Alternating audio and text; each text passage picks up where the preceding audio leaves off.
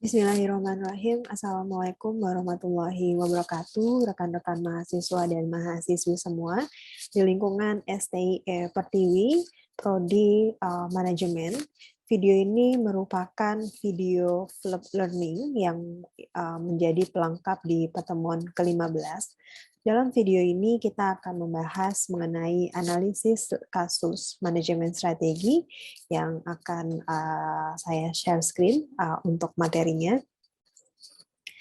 Oke, di video ini kita akan membahas mengenai analisis kasus manajemen strategi dan di mana target atau capaian pembelajaran dalam sesi ke-15 ini adalah mahasiswa dan mahasiswi nantinya mampu memberikan penjelasan terkait dengan metode kasus untuk mempelajari konsep manajemen strategi, mampu mengidentifikasi langkah-langkah dalam mempersiapkan analisis kasus tertulis yang komprehensif, mampu menjelaskan bagaimana memberikan presentasi analisis kasus lisan yang efektif, dan mahasiswa dan mahasiswi diharapkan mampu menjelaskan kiat-kiat khusus untuk melakukan analisis kasus.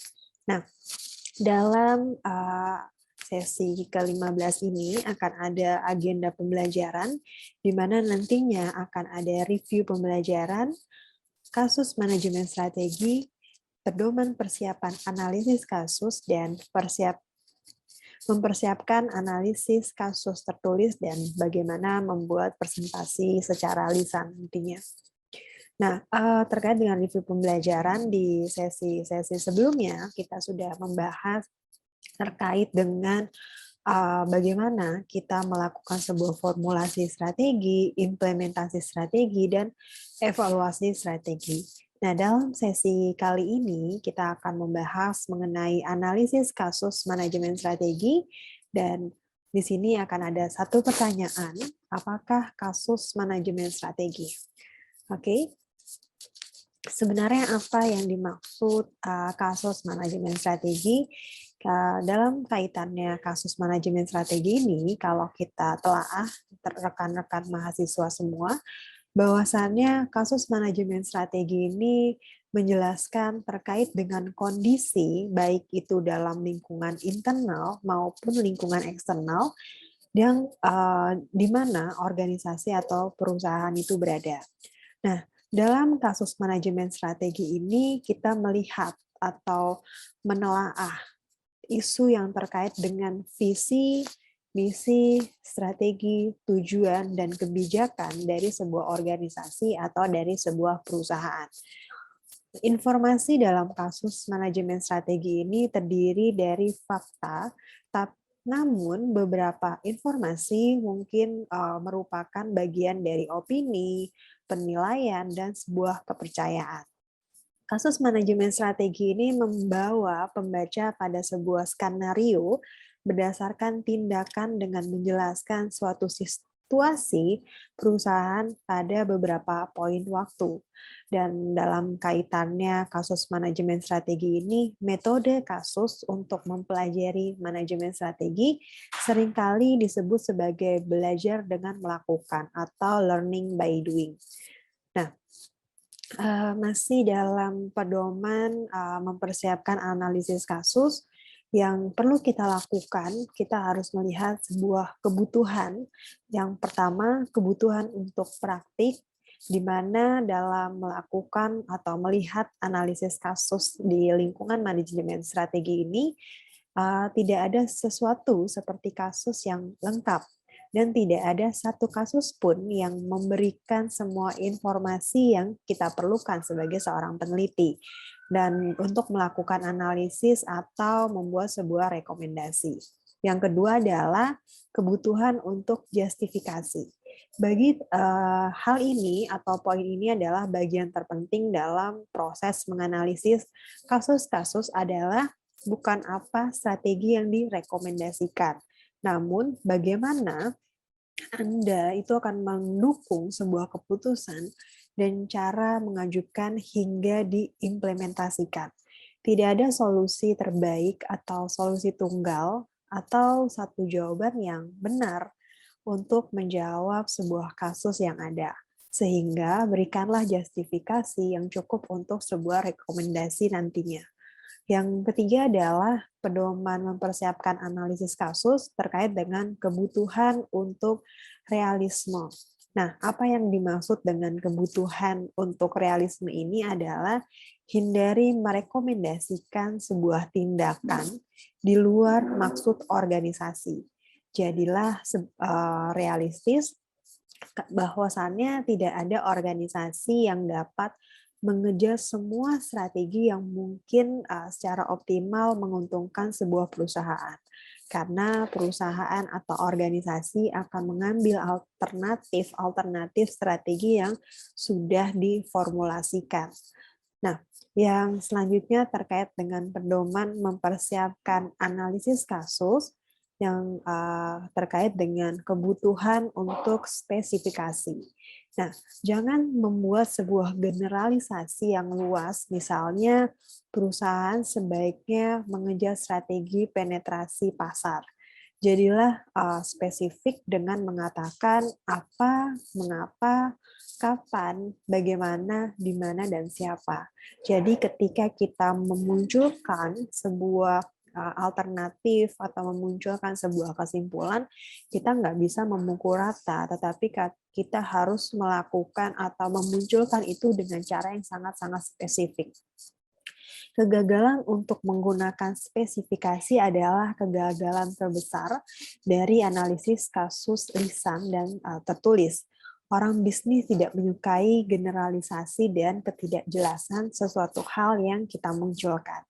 Yang selanjutnya terkait dengan pedoman, kebutuhan akan originalitas.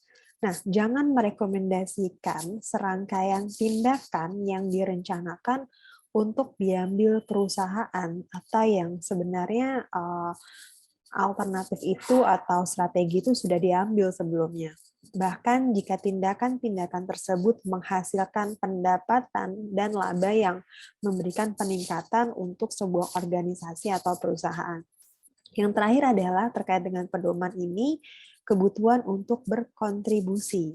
Jadi dalam melakukan sebuah strategi, dalam konsep manajemen strategi ini, dalam kondisi melakukan sebuah formulasi strategi, melakukan proses implementasi dan keputusan evaluasi, itu umumnya dilakukan oleh sekumpulan individu. Dan hal ini jarang sekali diambil atau dilakukan oleh perseorangan gitu. Ini ada 6 pedoman yang bisa teman-teman pahami dalam kaitannya analisis kasus manajemen strategi ini. Nah, selanjutnya adalah bagaimana kita mempersiapkan analisis kasus tertulis ketika kita sudah menelaah atau mengamati kasus yang ada. Nah, bagaimana nih kita menulis kasus tersebut untuk dipresentasikan atau untuk disampaikan nantinya terkait dengan hasil dari analisis itu sendiri. Tidak ada prosedur yang sulit dipahami untuk mempersiapkan analisis kasus tertulis, karena ini berbeda dalam fokusnya gitu ya, di mana ada tipe, ukuran, dan kompleksitas untuk organisasi yang dianalisis itu juga bervariasi. Ada langkah-langkah dalam mempersiapkan analisis yang komprehensif atau kaitannya dengan analisis kasus tertulis ini. Ada 12 hal yang bisa kita pahami atau menjadi menjadi sebuah panduan kita gitu ya dalam menulis analisis yang sudah kita lakukan. Yang pertama adalah kita mengidentifikasi terlebih dahulu terkait dengan visi, misi, tujuan, dan strategi perusahaan yang sudah ada. Yang kedua adalah mengembangkan pernyataan visi dan misi untuk organisasi. Yang ketiga, mengidentifikasi kesempatan dan ancaman eksternal organisasi. Yang keempat, membangun competitive profile matrix atau CPM. Yang kelima, membangun matriks eksternal faktor evaluasi atau EFE. Nah, Yang keenam, mengidentifikasi kekuatan dan kelemahan internal organisasi. Dan yang keenam, ketujuh, dan kedelapan ini bagaimana kita melakukan gitu ya, atau menggunakan matriks-matriks yang ada. Kesembilan, rekomendasikan strategi khusus dan tujuan jangka panjang dalam kaitannya menghasilkan analisis kasus kita. Ke-10, rincilah bagaimana rekomendasi dapat diimplementasikan dan apa hasil yang dapat diharapkan. Ke-11, merekomendasikan tujuan tahunan spesifik dan kebijakan, serta yang terakhir dalam kaitannya mempersiapkan analisis kasus tertulis adalah rekomendasikan prosedur untuk tinjauan dan evaluasi strategi. Nah, yang terakhir dalam sesi ini, teman-teman mahasiswa semua, bagaimana sih kita membuat sebuah presentasi secara lisan? Bagaimana hasil tulisan kita mampu diterima atau hasil analisis kita ini mampu diterima atau bahkan dipahami oleh orang lain gitu ya. Ketika kita membuat presentasi lisan, kita harus pahami betul dalam kaitannya dengan presentasi lisan ini biasanya dinilai atas dua bagian. Yang pertama adalah isi dan bagaimana kita menyampaikan isi tersebut. Nah, isi ini mengacu pada kualitas, kuantitas, kebenaran, dan kesesuaian analisis yang kita sajikan.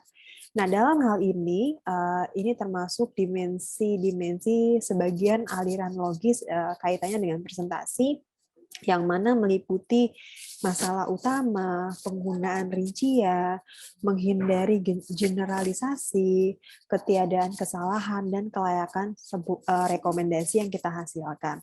Nah, isi ini terkait dengan apa yang sudah kita temukan, apa yang kita analisis. Nah, sedangkan dalam konteks penyampaian, ini meliputi dimensi-dimensi seperti perhatian audiens, kejelasan bantuan visual, misalnya PowerPoint, atau bahkan grafik-grafik yang akan kita tampilkan. Lalu ketika kita mau mempresentasikan, pastikan pakaian yang akan kita kenakan itu sesuai dengan target audiens kita, sesuai dengan kondisi yang akan kita temui nantinya, atau sesuai dengan skema atau kondisi gitu ya. Jangan sampai ketika kita mau presentasi di depan dosen, kita menggunakan pakaian yang kurang pantas. Nah, kepersuasifan argumen, intonasi suara, serta kontak mata dan postur tubuh itu harus diperhatikan. Jangan sampai ketika kita presentasi kita cenderung lemas atau tidak bersemangat dan lain sebagainya. Oke, sekian video Flip Learning ini.